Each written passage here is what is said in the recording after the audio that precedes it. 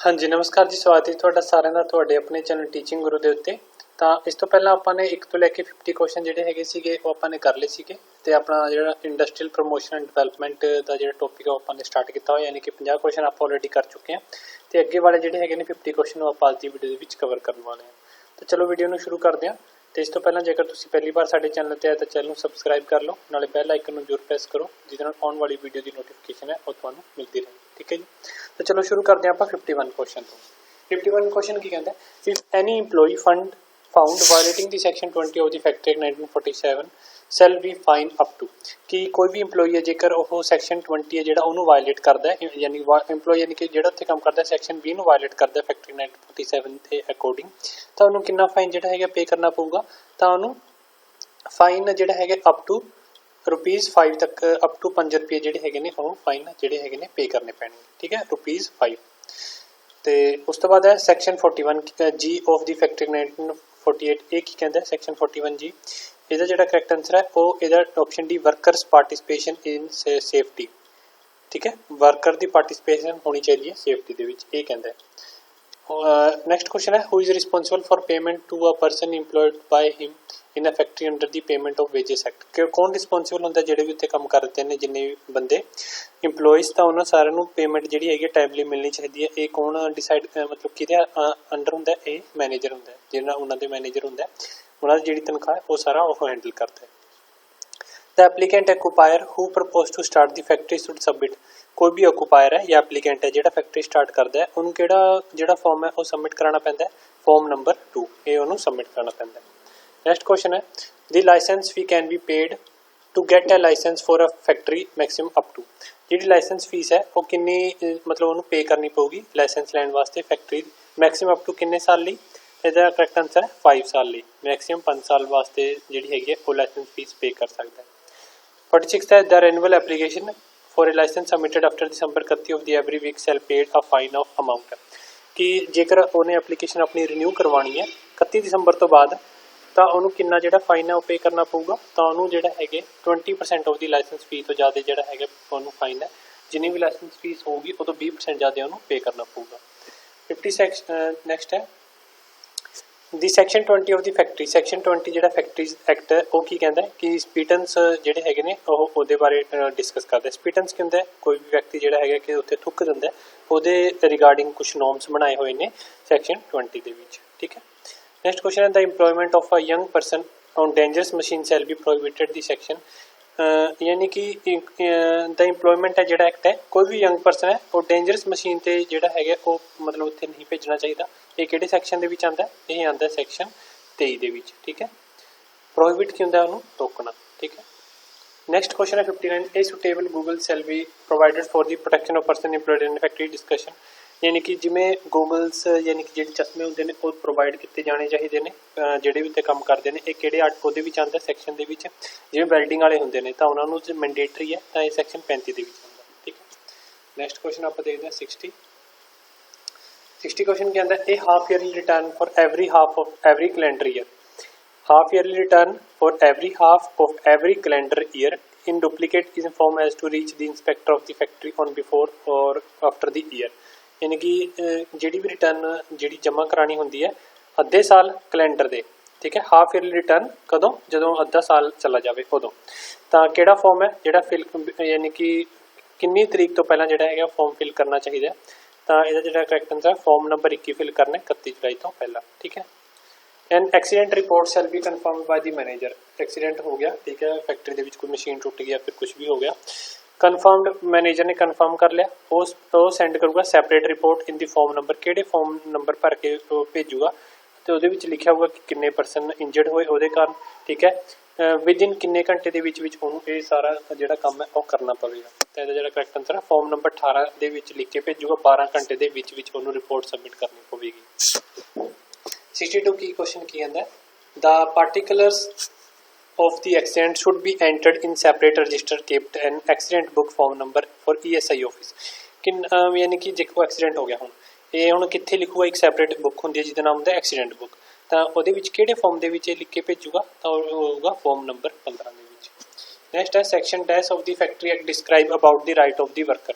ਕਿਹੜਾ ਐਕਟ ਜਿਹੜਾ ਹੈਗਾ ਫੈਕਟਰੀ ਦਾ ਉਹ ਡਿਸਕ੍ਰਾਈਬ ਕਰਦਾ ਹੈ ਰਾਈਟਸ ਆਫ ਦੀ ਵਰਕਰ, ਯਾਨੀ ਕਿ ਵਰਕਰ ਦੇ ਹੱਕਾਂ ਲਈ ਕਿਹੜਾ ਜਿਹੜਾ ਰਾਈਟਸ ਹੈ ਉਹ ਬਣਿਆ ਹੋਇਆ। ਤਾਂ ਸੈਕਸ਼ਨ 111A ਇਹ ਬਣਿਆ ਹੋਇਆ ਉਹਦੇ ਹੱਕਾਂ ਲਈ, ਵਰਕਰ ਦੇ ਹੱਕਾਂ ਲਈ। ਠੀਕ ਹੈ। नेक्स्ट क्वेश्चन है द ऑक्यूपायर यानी कि जिहदी फैक्ट्री है shall be punishable with imprisonment extend to a month और fine both for using false certificate for fitness.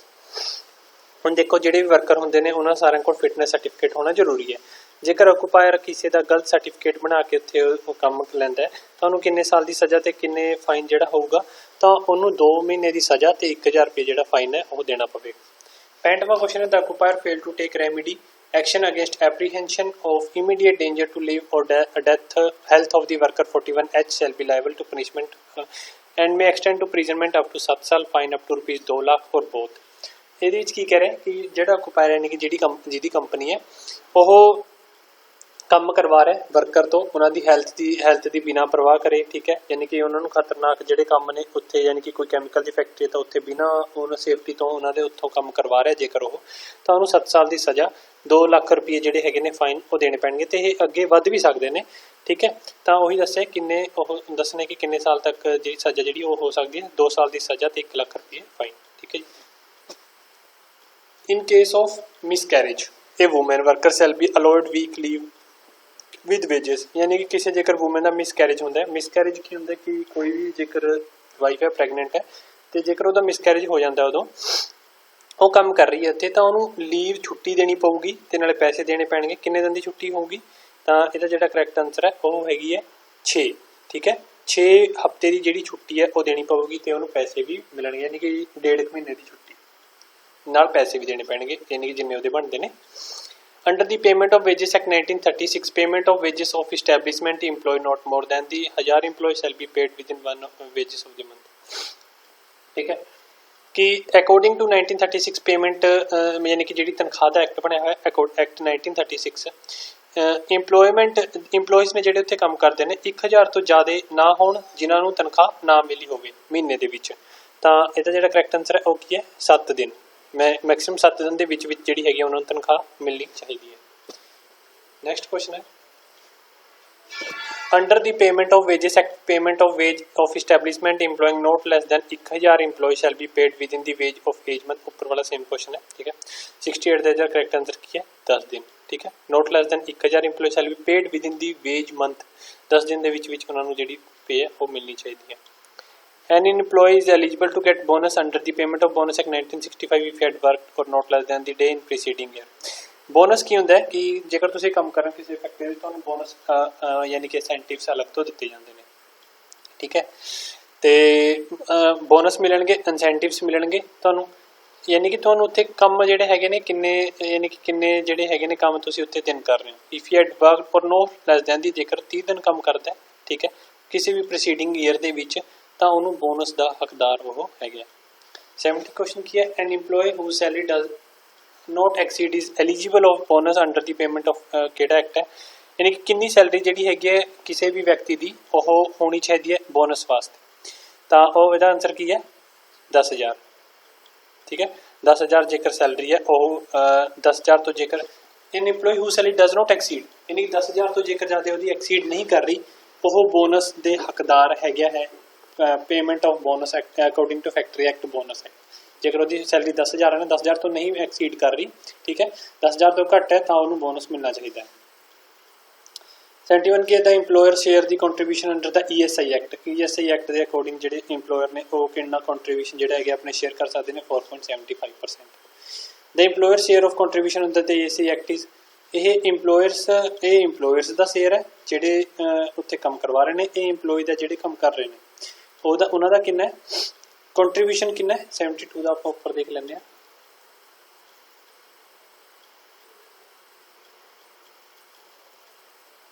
ਇਹ ਰਹੀ ਆਪਸ਼ਨ 72 ਦੇ ਤੇ ਜਿਹੜਾ ਕਰੈਕਟ ਆਨਸਰ ਉਹਨਾਂ ਦਾ ਕਿੰਨਾ ਹੈ 1.75%। ਇੰਪਲੋਈਜ਼ ਜਿਹੜੇ ਕੰਮ ਕਰ ਰਹੇ ਨੇ provident fund or miscellaneous provision act 1952 is applied to establishment employing not less than. ठीक है। प्रोविडेंट ਜਿਹੜਾ फंड है वो ਦਿੱਤਾ ਜਾਣਾ ਚਾਹੀਦਾ ਜੇਕਰ ਕਿਸੇ ਫੈਕਟਰੀ ਦੇ ਵਿੱਚ ਜੇਕਰ 20 ਬੰਦੇ ਕੰਮ ਕਰ ਰਹੇ ਨੇ 20 ਕਿਸੇ ਵੀ ਦਿਨ ਜੇਕਰ 20 ਬੰਦੇ ਵੀ ਕੰਮ ਕਰਨ ਆ ਗਏ ਕਿਸੇ ਵੀ ਇੱਕ ਦਿਨ ਵੀ 20 ਬੰਦੇ ਕੰਮ ਕਰਨ ਆ ਗਏ ਤਾਂ ਉਹਨਾਂ ਨੂੰ ਪ੍ਰੋਵੀਡੈਂਟ ਫੰਡ ਜਿਹੜਾ ਹੈਗਾ ਉਹ ਦੇਣਾ ਪਊਗਾ EMPLOYEES ਨੂੰ। ਠੀਕ ਹੈ। 74 क्वेश्चन की है, an employee who salary at the time of joining does not exceed shall become a member of the provident fund. कितने गया क्वेश्चन अपना। हाँ, एन एम्प्लॉय कोई भी एम्प्लॉय है, ਉਹਦੀ सैलरी ਜਦੋਂ ਉਹਨੇ ਜੁਆਇਨ ਕੀਤਾ, ਠੀਕ ਹੈ, ਯਾਨੀ ਕਿ ਉਹਦੀ ਸੈਲਰੀ ਉਹ ਐਕਸੀਡ ਨਹੀਂ ਕਰ ਰਹੀ ਸੀਗੀ ਉਦੋਂ, became A member of the provident fund under act. यानी कि देखो प्रोविडेंट फंड वास्ते दस्या हुआ कि किन्ने जेह्ड़ी सैलरी थोड़ी होनी चाहिए। जेकर कोई व्यक्ति नवा नवा भर्ती होया उस टाइम ते जेकर ओदी सैलरी जिन्नी भी उस सैलरी ते लग्या है उस दे हिसाब नाल प्रोविडेंट फंड मिलना चाहिए। बाद दे विच ओदी भावें सैलरी जिन्नी मर्जी होगी पर उस जदों लग्या उस टाइम ते ओदी सैलरी की सीगी, ठीक है, तां ओह किहदे विच आंदा है बिकम ए मैंबर ऑफ कदों जेकर ओदी सैलरी उदों 6500 है तां ओह हकदार जिहड़ी हैगी ओह मन्निया जाऊगा, ठीक है। 75 की है employee share of provident fund contribution. Employee का आ गया कि कितना होना जेड़ा है वो होना चाहिए 12% प्रोविडेंट फंड के अंदर। इंप्लॉय का शेयर प्रोविडेंट फंड कंट्रीब्यूशन के अंदर कितना होना चाहिए 12%। अगे आऊगा इंप्लॉयर का शेयर जेड़ा आप ऊपर देख के आए हैं, ठीक है ना। यह है ने जेकर 20 इंप्लॉय काम कर रहे थे तो उन्होंने मिलेगा प्रोविडेंट फंड। ये आप जो 1.75 लाया इंप्लॉयर का, ये की चीज़ है, ये अपने कंट्रीब्यूशन ESI के लाया। इंप्लॉयर का है 4.7%, 75% ਜਿਹੜੇ ਕੰਮ ਕਰਵਾ ਰਹੇ ਨੇ। ਇੰਪਲੋਈ ਦਾ ਹੈਗਾ 1.75%, ਠੀਕ ਹੈ ਜੀ। ਤੇ ਇਹ ਹੈਗਾ ਨੇ ESI ਦੇ ਵਿੱਚ। ਤੇ ਪ੍ਰੋਵੀਡੈਂਟ ਫੰਡ ਦੇ ਵਿੱਚ ਜਿਹੜਾ ਹੈਗਾ ਉਹ ਆਪਾਂ ਨੇ ਕਿੰਨਾ ਲਾਇਆ, ਉਹ ਲਾਇਆ ਆਪਾਂ ਨੇ ਇੰਪਲੋਈ ਦਾ ਲਾਇਆ 12% ਤੇ ਇੰਪਲੋਇਰ ਦਾ ਜਿਹੜਾ ਹੈਗਾ ਉਹ ਹੈਗਾ ਆਪਣੇ ਕੋਲ 3.67% ਪ੍ਰੋਵੀਡੈਂਟ ਫੰਡ ਦੇ ਵਿੱਚ, ਠੀਕ ਹੈ ਜੀ। ਨੈਕਸਟ ਚੱਲਦੇ ਆਪਾਂ employer contribution to employees deposit linked insurance. हुण देखो जिहड़े भी उत्ते काम कर रहे हैं व्यक्ति इंप्लॉयज उन्हां सारिਆਂ ਦਾ इंश्योरेंस ਹੁੰਦਾ है।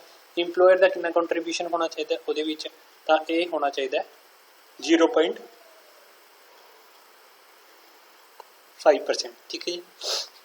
ले off compensation is to be paid at the average wage. Lay off जिहड़ा कंपनसेशन जिहड़ा है पे किया जाता है, यानी कि दिता जाता है इंप्लॉयज नूं, यानी कि एवरेज वेज जी है किन्ने दिन की कढ़ी जाती है, फिर किन्ने % कढ़ी जाती है। इसका जो करैक्ट आंसर है 50% ऑफ दी एवरेज, जिन्ने भी वो एवरेज वेज है, ठीक है। यानी कि कदे 10,000 मिल गए, कदे 15,000, कदे 12,000, उन्होंने सारे की एवरेज तो वह 50% जोड़ा है वो ले ऑफ कंपनसेशन होंगे। नैक्सट क्वेश्चन है 81, the employee welfare facility available inside the organisation are called. उन्होंने की किया जाता है इंप्लॉय वेलफेयर फैसिलिटीज़ है अवेलेबल दी जाती ने किसी भी ऑर्गेनाइजेशन के विच, तो उन्होंने आप की कहने उन्होंने आप कहने इंट्रा म्यूरल फैसिलिटीज़ जिहड़ियां अंदर दी जाती हैं, ठीक है, अवेलेबल इनसाइड दी ऑर्गेनाइजेशन, बाहर एक्सट्रा म्यूरल, ठीक है। 82 who among the following as a responsibility for employee welfare की जिहड़ी हैगी रिस्पॉन्सिबिलिटी वो किहदे कोल हुंदी है, तो जिहड़ा करैक्ट आंसर है 82 का वो किहदे कोल हुंदी है अपने ABCD ऑल ऑफ दी अब। Central government, employers, central government ते स्टेट गवर्नमेंट, इहदा जिहड़ा करैक्ट आंसर की है ऑल ऑफ दी अब, इन्हां सारियां कोल हुंदी है। 83 80 अपने क्वेश्चन कुछ मिक्स आई थिंक ऊपर चले गए होने, तो आप 87 तो शुरू करते हैं, ठीक है जी। 87 ही आ गया आप, है ना। हाँ, विच of the flowing benefit is covered under social security scheme. Under जिहड़ा है किहड़ा बेनिफिट आंदा है, तो वो सारे बेनिफिट आते हैं, मेडिकल भी, कंपनसेशन भी, रिटायरमेंट बेनिफिट भी, ये सारे की ने सोशल सिक्योरिटी स्कीम के आते हैं। 88 की है, in which year was the employee state insurance act. Insurance act जिहड़ा इंप्लॉयज का वो किहड़ी ईयर के विच लागू किया गया, तो इसका जो करैक्ट आंसर है वो है ऑप्शन ए 1948 के। 1947 के इस्टैबलिश हुई, 1948 के जो इंप्लॉयर इंश्योरेंस एक्ट लागू हुआ। The primary purpose of the employee safety program is to preserve the employees. जो प्राइमरी जो परपस की है सेफ्टी प्रोग्राम का इंप्लॉयज के रिगार्डिंग, तो यदा करैक्ट आंसर की है सारी ने मैंटल हैल्थ भी, फिजिकल भी, इमोशनल हैल्थ भी आप ऊपर भी करके आए थे, ठीक है।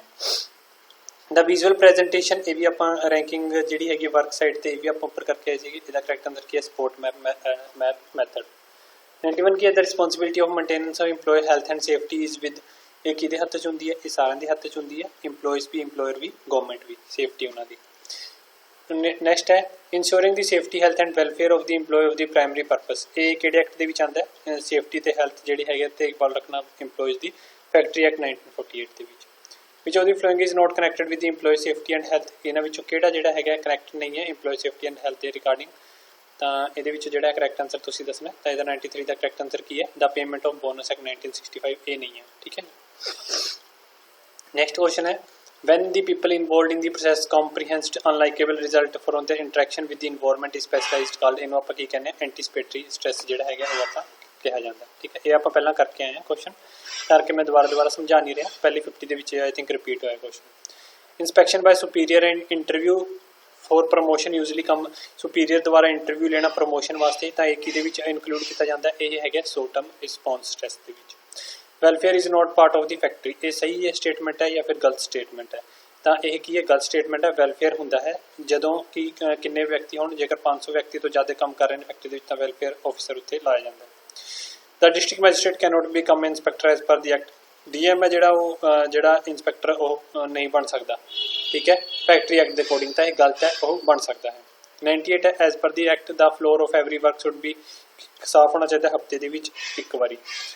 The power of inspector as discussed ਕਿਹੜੇ ਸੈਕਸ਼ਨ ਦੇ ਵਿੱਚ ਜਿਹੜੀਆਂ ਪਾਵਰ ਨੇ ਡਿਸਕਸ ਕੀਤੀਆਂ ਗਈਆਂ ਨੇ, ਤਾਂ ਉਹ ਕੀ ਹੈ ਸੈਕਸ਼ਨ 9 ਦੇ ਵਿੱਚ ਜਿਹੜੀਆਂ ਇੰਸਪੈਕਟਰ ਦੀਆਂ ਪਾਵਰ ਨੇ ਉਹ ਡਿਸਕਸ ਕੀਤੀਆਂ ਗਈਆਂ। Under the minimum wage act of adult means a person who has completed, adult जिन्होंने आप कहांगे जिन्हें अपनी 18 साल की उम्र पूरी कर ली उन्होंने जिहड़ा है अडल्ट मन्निया जाऊगा। नैक्सट क्वेश्चन है the employer state insurance act was passed, employer state insurance जिहड़ा एक्ट है कदों पास होया सीगा, वो होया सीगा 1948 ऊपर भी करके आया ये। द लेबर और industrial problem increased when the major industry came into existence followed by technology और mass production in the early. Industrial जिहड़ियां प्रॉब्लम्स ने इंडस्ट्रीज दियां लेबर दे रिगार्डिंग वो कदों वधियां, ਕਿਹੜੀ ਸੈਂਚੁਰੀ ਦੇ ਵਿੱਚ ਜਿਹੜੀਆਂ ਹੈਗੀਆਂ ਨੇ ਇਨਕਰੀਜ਼ ਹੋਈਆਂ, ਤਾਂ ਹੋਈਆਂ 20ਵੀਂ ਸੈਂਚੁਰੀ ਦੇ ਵਿੱਚ। ਦ code of discipline ਰਿਟੇਟਡ the faith in the parties in involuntary arbitration. Code of ਜਿਹੜਾ ਡਿਸਪਲਿਨ ਹੈ ਇਹ ਕਦੋਂ ਤੋਂ ਲਾਗੂ ਕੀਤਾ ਗਿਆ, ਇਹ ਕੀਤਾ ਗਿਆ 1958 ਦੇ ਵਿੱਚ। ਫਸਟ ਫੈਕਟਰੀ ਐਕਟ ਜਿਹੜਾ ਹੈਗਾ ਉਹ ਕਦੋਂ ਆਇਆ, 104 ਦਾ ਕਰੈਕਟ ਆਨਸਰ ਹੈ 1881 ਦੇ ਵਿੱਚ ਜਿਹੜਾ ਫਸਟ ਫੈਕਟਰੀ ਐਕਟ ਇਨੈਕਟ ਕਰਨ ਵਾਸਤੇ ਆਇਆ ਸੀ, ਫੈਕਟਰੀ ਦੇ ਵਿੱਚ ਐਕਟ ਹੋਣੀ ਚਾਹੀਦੀ। अडल्ट किनू कहा जाता है, ਜਿਹੜਾ अडल्ट यानी कि फैक्ट्री एक्ट के अकॉर्डिंग अडल्ट किनू मन्निया गया, जिन्हें अपनी 18 साल की उम्र कंप्लीट कर ली। A person has ultimate control over the affair of factory है, फैक्ट्री एक्ट यानी कि पूरा जो कंट्रोल है किहदे कोल हुंदा है, ऑक्यूपायर कोल जिहदी फैक्ट्री है। द स्पेस कितनी होनी चाहिए, 14.2 क्यूबिक मीटर होनी चाहिए हर एक बंदे वास्ते space. The provision cooling water जिहड़ा है किन्ने तो बंदे जेकर उत्थे काम कर रहे हैं तो कूलिंग वाटर की जिहड़ी हैगी है वो कैपेसिटी होनी चाहिए जेकर 250 वर्कर काम कर रहे हैं उत्थे। ठीक है जी, नैक्सट क्वेश्चन देखते हैं आप। सेफ्टी ऑफिसर जिहड़ा है अपॉइंट किया जाता है, किन्ने जिहड़े है उत्थे वर्कर जेकर काम करनगे तो 1000 जिहड़े वर्कर काम करन तो सेफ्टी ऑफिसर उत्थे होना चाहिए। एंबूलेंस किन्ने वर्करां ते होनी चाहिए है, जेकर उत्थे 500 वर्कर काम कर रहे हैं तो एंबूलेंस होना जरूरी है। अडल्ट वर्कर किनू क्या, अडल्ट वर्कर किन्ने दिन काम कर सकता है, तो वो एक दिन के 9 घंटे जिहड़ा है वो काम करना उन्होंने मतलब 9 घंटे काम कर सकता है। 112 का जिहड़ा करैक्ट 112 की है सबैटिकल कनैक्टेड भी की होंगी है। सबैटिकल का की मतलब की होंगे पढ़ाई वास्ते जेकर तुम छुट्टी लै रहे हो उन्होंने कहते हैं sabbatical leave. Manager of every factory should send annual report send करनी पैंदी है उन्होंने कि किन्ने दिन काम किया किसी ने तो किन्नी छुट्टियां लिया। एंबूलेंस जिहड़ा कैंटीन का खर्चा शेल्टर ये सारा कुछ किहड़े फॉर्म के आता है, तो यह आता है फॉर्म नंबर 22 के सारा कुछ दस्सिया है। If any employ fund violating the section, कोई भी जेकर एम्पलॉय सैक्शन वायोलेट करता है भी उन्होंने किन्ने रुपये जिहड़े हैगे ने ते पे करने पैणगे, 5 रुपये। नैक्सट क्वेश्चन है section 41G of the factory 1948, ये किहदे बारे दसदा है? सैक्शन 48 ठीक है, ये दसदा है अपना ये वर्कर पार्टिसिपेशन इन सेफ्टी, जिहड़े वर्कर ने पार्टिसिपेट कर रहे हैं सेफ्टी मैनेजमेंट दे विच उहदे मतलब उस प्रति ये दसदा है आपां नूं। 116 the renewable application for license submitted, ठीक है, और जेकर तुहाडा लाइसेंस हो गया यानी कि उसकी डेट चली गई उन्होंने तुसीं रीन्यू करवाना है तो 20% एक्स्ट्रा जी लाइसेंस फीस देनी पऊगी जेकर तुसीं 31 दिसंबर तो बाद उन्होंने सबमिट कराउने हो। हाफ ईयरली रिटर्न जी हैगी है ये उपर जो क्वेश्चन रिपीट होया 117वां तो इसका करैक्ट आंसर की है फॉर्म नंबर 21 31 जुलाई तो पहला। हुण उस तो बाद की है किसी भी फैक्ट्री के विच एक्सीडेंट हो जाता है, कोई बंदा उत्थे मर जाता है तो जो इंस्पैक्टर है उन्होंने किहड़ा फॉर्म फिल करना पऊगा तो किन्ने टाइम के विच रिपोर्ट जमा करानी होगी, तो जो करैक्ट आंसर है फॉर्म नंबर 18 फिल करना है, 12 घंटे तो पहला रिपोर्ट सबमिट करानी पऊगी। ठीक है, ऑक्यूपायर है जो उत्थे ऑक्यूपायर यानी कि जिहदी फैक्ट्री है, ठीक है, जेकर वो किसी मतलब हजारडस कंडीशन के विच वर्कर तो काम करवा रहा है तो उन्होंने किन्ने साल की सज़ा तो किन्ने पैसे जिहड़े हैगे जमा कराने पैणगे, तो आपां 2 साल की सज़ा तो 1 लाख रुपया जिहड़ा हैगा पे करना पऊगा।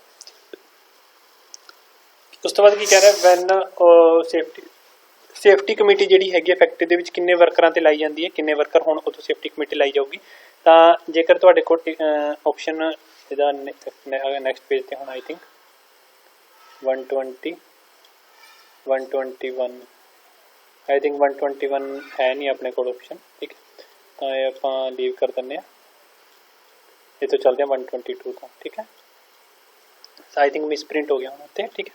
Section 19 of the factory act ਇਹ ਕੀ ਡਿਸਕਸ ਕਰਦਾ ਹੈ? ਸੈਕਸ਼ਨ ਜਿਹੜਾ ਹੈਗਾ 19 ਤਾਂ ਇਹ ਡਿਸਕਸ ਕਰਦਾ ਜਿਹੜੇ ਹੈਗੇ ਨੇ ਉੱਥੇ ਬਾਥਰੂਮਸ, ਯੂਰੀਨਲਸ, ਇਹ ਸਾਰਾ ਕੁਝ ਜਿਹੜਾ ਹੈਗਾ ਉੱਥੇ ਹੋਣਾ ਚਾਹੀਦਾ, ਇਹ ਡਿਸਕਸ ਕਰਦਾ ਹੈ। ਠੀਕ ਹੈ, section 19। License fee of the factory employ 500 worker using 250 horse power is rupees.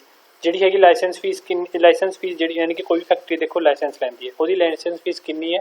24,000 ਰੁਪਏ ਹੁੰਦੀ ਹੈ ਜੇਕਰ 500 ਵਰਕਰ ਕੰਮ ਕਰ ਰਹੇ ਨੇ ਉੱਥੇ 200 ਘੰਟੇ ਯੂਜ਼ਿੰਗ 250 ਹੋਰਸ ਪਾਵਰ। ਠੀਕ ਹੈ, ਤਾਂ ਉਹ ਕਿੰਨੀ ਹੈ? 24 ਘੰਟੇ। नेक्स्ट क्वेश्चन है the examination of eye sight of a certain worker under the factory shall not done at least once in every month. ਜਿਹੜੀ ਬੰਦੇ ਉੱਥੇ ਕੰਮ ਕਰ ਰਹੇ ਨੇ ਉਹਨਾਂ ਦੀ ਅੱਖਾਂ ਜਿਹੜੀਆਂ ਹੈਗੀਆਂ ਨੇ ਨਿਗਾਹਾਂ ਉਹ ਚੈੱਕ ਕਰਵਾਉਣੀਆਂ ਚਾਹੀਦੀਆਂ ਨੇ ਹਰ ਇੱਕ, ਯਾਨੀ ਕਿ ਹਰ ਇੱਕ ਮਹੀਨੇ ਦੇ ਵਿੱਚ ਕਿੰਨੀ ਵਾਰੀ। ਠੀਕ ਹੈ ਨਾ, ਇੱਕ ਵਾਰ ਤਾਂ ਜਿਹੜੀ ਹੈਗੀ ਮਹੀਨੇ ਦੇ ਵਿੱਚ ਜਿਹੜੀ ਹੈਗੀ ਹੈ ਉਹ ਚੈੱਕ ਕਰਵਾਉਣੀ ਚਾਹੀਦੀ ਹੈ। ਨੈਕਸਟ ਕੁਐਸਚਨ ਹੈ 131 ਦੀ factory employee or more worker and rest room lunch shall be provided. ਹਾਂ, ਕਿੰਨੇ ਬੰਦੇ ਜੇਕਰ ਫੈਕਟਰੀ ਦੇ ਵਿੱਚ ਕੰਮ ਕਰਨੇ ਉਹਨਾਂ ਨੂੰ ਲੰਚ ਦੀ ਫੈਸਿਲਿਟੀ, ਰੈਸਟ ਰੂਮ ਜਿਹੜੇ ਹੈਗੇ ਨੇ ਉਹ ਹੋਣੇ ਚਾਹੀਦੇ ਨੇ। ਜੇਕਰ ਉੱਥੇ 150 ਵਰਕਰ ਤੋਂ ਜ਼ਿਆਦਾ ਕੰਮ ਕਰਨ ਤਾਂ ਲੰਚ ਰੂਮ ਤੇ ਉੱਥੇ ਉਹ ਕੀ ਨਾਮ ਹੈ ਰੈਸਟ ਰੂਮ ਹੋਣੇ ਚਾਹੀਦੇ ਨੇ। ਕਰੈਚ ਜਿਹੜਾ ਹੈਗਾ ਕਿੰਨੇ ਵੂਮਨ ਉੱਥੇ ਵਰਕ ਕਰ ਰਹੇ ਨੇ ਤਾਂ ਕਰੈਚ ਹੋਣਾ ਚਾਹੀਦਾ, ਤਾਂ ਇਹਦਾ ਜਿਹੜਾ ਕਰੈਕਟ ਆਨਸਰ ਹੈ ਜੇਕਰ 30 ਵੂਮਨ ਕੰਮ ਕਰ ਰਹੇ ਨੇ ਤਾਂ ਕਰੈਚ ਹੋਣਾ ਜ਼ਰੂਰੀ ਹੈ ਉੱਥੇ। ਕੰਟੀਨ ਜਿਹੜੀਆਂ ਹੈਗੀਆਂ ਨੇ ਕਿੰਨੇ ਵਰਕਰ ਤੇ ਹੋਣੀ ਚਾਹੀਦੀਆਂ ਨੇ? 250 ਵਰਕਰ ਕੰਮ ਕਰ ਰਹੇ ਨੇ ਤਾਂ ਕੰਟੀਨ ਹੋਣੀ ਚਾਹੀਦੀ ਹੈ। ਅੰਡਰ ਫੈਕਟਰੀ ਸੇਫਟੀ ਆਫਿਸਰ ਕਦੋਂ ਮਤਲਬ ਉੱਥੇ ਕਿੰਨੇ ਵਰਕਰ ਉੱਥੇ ਕੰਮ ਕਰ ਰਹੇ ਨੇ ਤਾਂ ਸੇਫਟੀ ਆਫਿਸਰ ਹੋਣਾ ਚਾਹੀਦਾ, ਤਾਂ 1000 ਵਰਕਰ ਜੇਕਰ ਹੈਗੇ ਨੇ ਤਾਂ ਉੱਥੇ ਸੇਫਟੀ ਆਫਿਸਰ ਹੋਣਾ ਚਾਹੀਦਾ। ਸਟੈਟੂਟਰੀ ਮਿਨੀਮਮ ਬੋਨਸ ਜਿਹੜਾ ਹੈਗਾ ਕਿੰਨਾ ਜਿਹੜਾ ਵਰਕਰ ਨੂੰ ਮਿਲਦਾ ਤਾਂ 20% ਜਿਹੜਾ ਮਿਨੀਮਮ ਬੋਨਸ ਦਿੱਤਾ ਜਾਂਦਾ ਹੈ। An employees who salary does not exceed eligible bonus under payment of bonus act. ਯਾਨੀ ਕਿ ਜਿਹੜਾ ਕੋਈ ਵੀ ਇੰਪਲੋਈ ਉੱਥੇ ਜਿਹੜਾ ਕੰਮ ਕਰ ਰਿਹਾ ਤਾਂ ਜੇਕਰ ਉਹਦੀ 3500 ਤੋਂ ਪੈਸੇ ਘੱਟ ਹੈ, ਯਾਨੀ ਕਿ 3500 ਤੋਂ ਘੱਟ ਸੈਲਰੀ ਮਿਲ ਰਹੀ ਹੈ ਤਾਂ ਉਹਨੂੰ ਕੀ ਬੋਨਸ ਦਿੱਤਾ ਜਾਊਗਾ। Employees provident fund miscellaneous provisions act establishment employees not less than. ਠੀਕ ਹੈ, ਯਾਨੀ ਕਿ ਇਹਦਾ ਕੁਐਸਚਨ ਦਾ ਕੀ ਮਤਲਬ ਹੈ ਕਿ ਜੇਕਰ ਕਿਸੇ ਫੈਕਟਰੀ ਦੇ ਵਿੱਚ 20 ਬੰਦੇ ਕੰਮ ਕਰ ਰਹੇ ਨੇ ਤਾਂ ਉਹਨਾਂ ਨੂੰ ਪ੍ਰੋਵੀਡੈਂਟ ਫੰਡ ਦਿੱਤਾ ਜਾਊਗਾ। ਪੀਐਫ ਐਕਟ 1942 ਇੰਸ਼ੋਰੈਂਸ ਜਿਹੜਾ ਹੈਗਾ ਪੀਐਫ ਫੰਡ ਦਾ ਕੀ ਮਤਲਬ ਹੈ? ਠੀਕ ਹੈ ਨਾ, ਪੀਐਫ ਫੰਡ ਦਾ ਇਹਦੇ ਵਿੱਚ ਕੀ ਮਤਲਬ ਹੈ? ਤਾਂ ਇਹਦਾ ਜਿਹੜਾ ਕਰੈਕਟ ਆਨਸਰ ਹੈ ਉਹ ਹੈ repayment.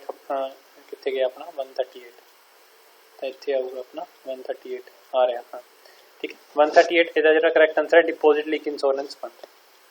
The scheme defined under section 2IB of the PF act 1952 ਕਿਹੜੀ ਸਕੀਮ ਡਿਫਾਈਨ ਕੀਤੀ ਗਈ ਹੈ? ਤਾਂ ਉਹ ਦਿੱਤੀ ਗਈ ਹੈ ਇੰਸ਼ੋਰੈਂਸ ਸਕੀਮ ਹੈ 2IB PF एक्ट 1952 ਦੇ ਵਿੱਚ। ਦ ਸੈਕਸ਼ਨ 2IA PF एक्ट 1942 ਇਹ ਕੀ ਡਿਫਾਈਨ ਕਰਦੀ ਹੈ? ਇਹ ਡਿਫਾਈਨ ਕਰਦੀ ਹੈ insurance fund. The insurance scheme is framed under the subsection of 1 of the section of PF act 1952। ठीक है, ਇਹ ਕਿਹੜੇ ਸੈਕਸ਼ਨ ਦੇ ਵਿੱਚ ਆ ਜਾਂਦਾ ਹੈ ਅੱਗੇ? ਤਾਂ ਇਹ ਆਉਂਦਾ ਆਪਣੇ ਕੋਲ 6C ਦੇ ਵਿੱਚ। The term member is defined as section of the PF act.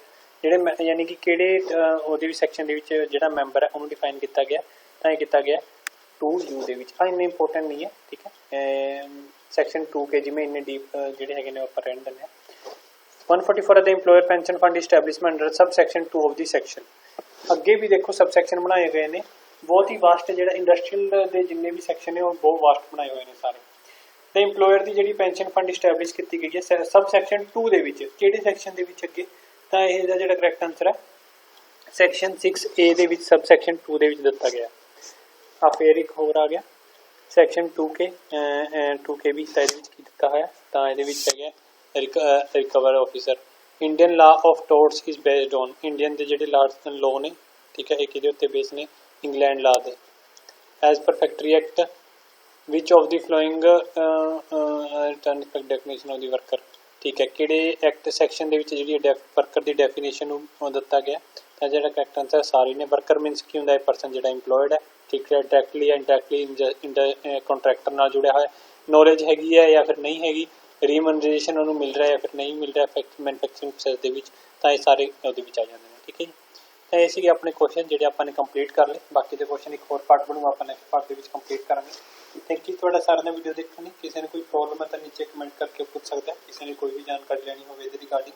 ਬਾਕੀ ਤੁਸੀਂ ਸਾਡੀ ਵੀਡੀਓ ਬਾਕੀ ਜਿਹੜੀਆਂ GST ਦੀਆਂ, ਕਸਟਮ ਦੀਆਂ, ਐਕਸਾਈਜ਼ ਦੀਆਂ, ਟੈਕਸੇਸ਼ਨ ਦੀਆਂ, Niti Aayog Indian economy taxation and introduction, ਠੀਕ ਹੈ, ਪ੍ਰੋਜੈਕਟ ਰਿਪੋਰਟ ਕਿਵੇਂ ਸਬਮਿਟ ਕਰਨੇ ਹੁੰਦੇ ਨੇ, ਇੰਡਸਟਰੀ ਲਾਅ ਐਂਡ ਐਕਟ ਆਪਾਂ ਕਰੀ ਰਹੇ ਹਾਂ। ਤੇ ਇਹਨਾਂ ਦੀ ਵੀਡੀਓ ਆਲਰੇਡੀ ਅਪਲੋਡਡ ਨੇ, ਤਾਂ ਤੁਸੀਂ ਇੱਕ ਵਾਰ ਜਾ ਕੇ ਚੈੱਕ ਕਰ ਲਓ। Thank you.